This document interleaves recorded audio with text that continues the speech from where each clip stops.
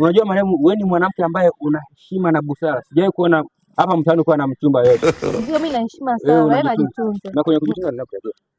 Unajua ndugu yangu, ningepata chance ya kumtongoza Mariam. God have mercy upon us. Nampenda ile kinoma. Sio unajiuliza hata nianze wapi?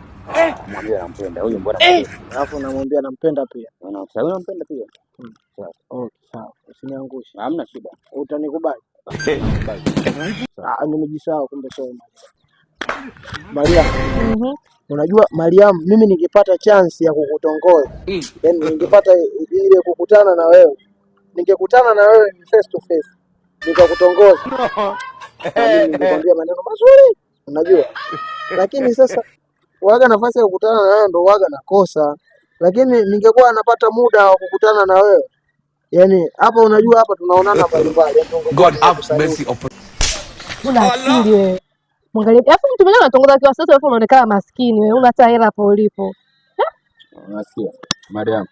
Unapokuwa unaongea na mwanaume. Hauwezi kujua na maneno gani. Yaani mtu mwenyewe anaonekana maskini hana hata hela. Mimi nimpelekea wapi wewe?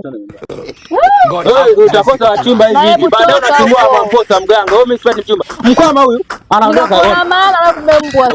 Mimi usinitukane, sitakuja kumjia shingo.